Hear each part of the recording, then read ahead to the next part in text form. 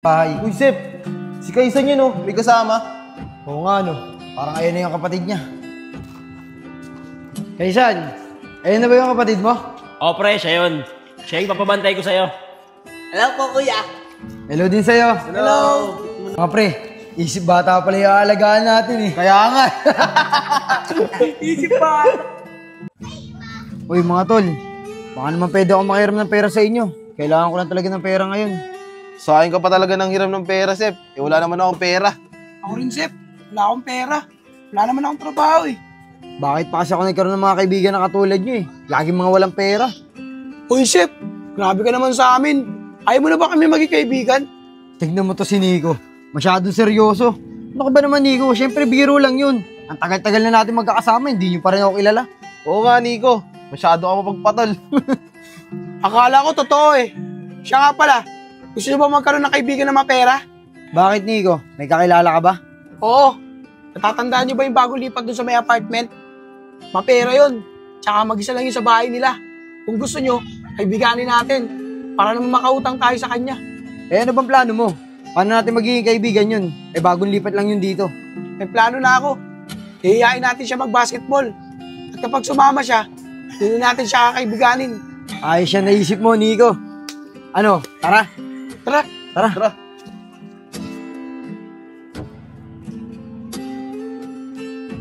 Uy, mga pre.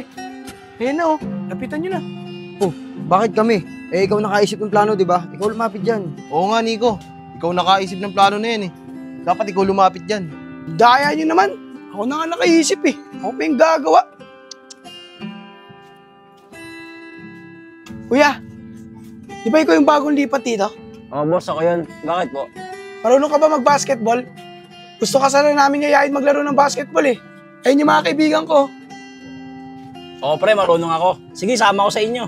Yon, siya pala, si Nico. Ay, Kaysan, pre. Mga pre, tara kayo dito, papakilala ko kayo. Hey San, ito pala si Isko. At siya naman si Joseph, mga kaibigan ko. Ay, mga tol, Kaysan. Kaysan, pre. Joseph, pre. Ano, tara na. Tara. Tara.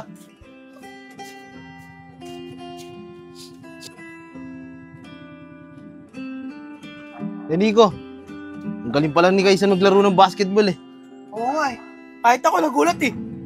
Uy, si paring Kaysan, oh. Kaysan, tara, tambay ka muna dito. Oo, mga pre, dyan talaga papunta.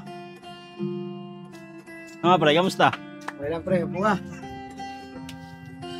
Eh, Kaysan, wala ka bang trabaho ngayon? O hindi ka pumasok? Ay, pre, wala talaga akong pasok ngayon. Dapat nga, kanina pa ako tatambay dito eh. Kaya lang, pinakis ko muna yung motor ko. Pwede ba muna akong tumambay dito, mga pre? Oo naman, pre. Kaibigan ka na namin eh.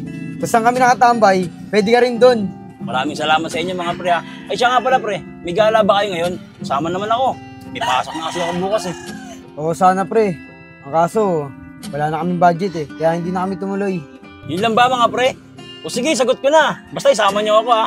Oo naman, yun. O paano? Magbibihis lang kami. Alas 8, magkita-kita ulit tayo dito sa Kubo. Manonood tayo sa comedy bar. Aba, mukhang masaya yan ha. O sige, uwi na rin ako. Magkita-kita na lang tayo mamaya dito. Sige, sige. Tara na, mga tol. Tara.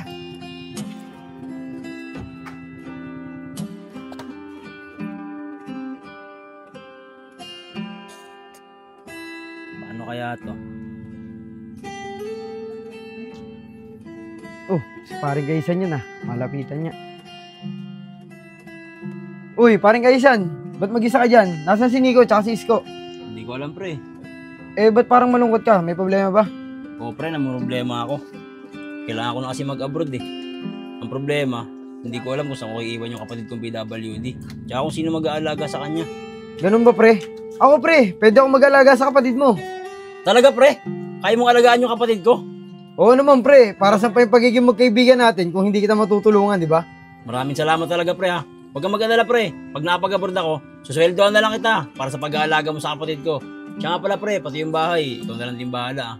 Sige, pre. Walang problema. Ako nang bahala sa bahay mo. Pati sa kapatid mo, alagaan ko siya ng mabuti. O sige, pre. Pagdating ng kapatid ko, papakilala agad kita. Salamat, pre ha. Sige, pre.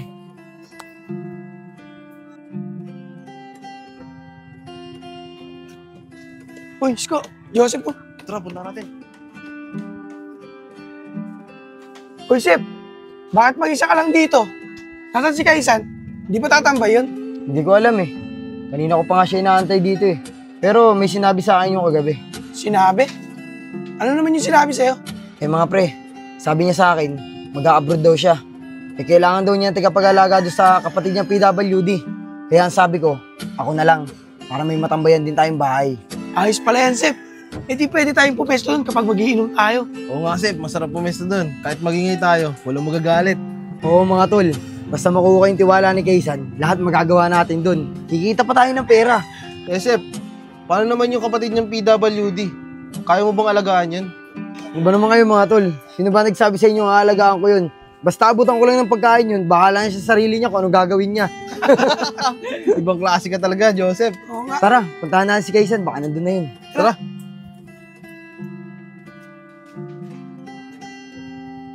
Pre, bakit mo ba ako pinapunta dito? Eh pre, magpapasama sana ako sa'yo eh. Susunduin ko sana yung kapatid kong PWD sa probinsya pre. Gusto ko sana, dito na siya patirahin. Bakit mo pa kasi kukunin yung kapatid mo sa probinsya? Eh, may nag-aalaga naman pala dun. Kaya nga problema pre, wala nang mag-aalaga. Kaya kukunin ko na yung kapatid ko. Tsaka may mga trabaho na rin dun yung mga tiyahin ko eh.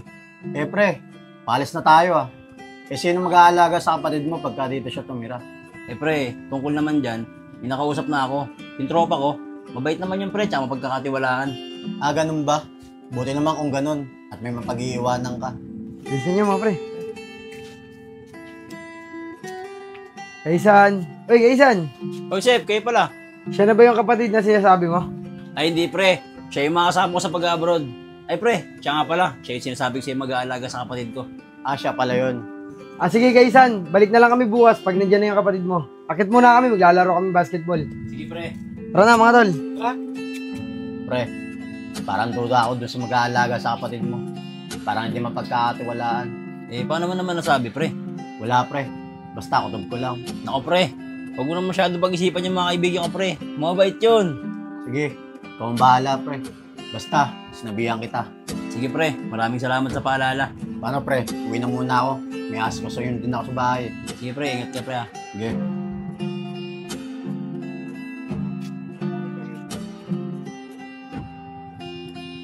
Sep, siya nga pala. Kailan ka ba magbabantay sa kapatid ni Kaisan? Hindi ko nga alam pre. Naiinip na nga ako eh, tagal ni Kaysan. Eh paano kaya, Sep, kung magsabi kami kay Kaisan na tatlo tayo magbantay sa kapatid niya? Eh di mas okay kapag pumayag para magkakasama na tayong tatlo dun sa bahay. Uy, Sep.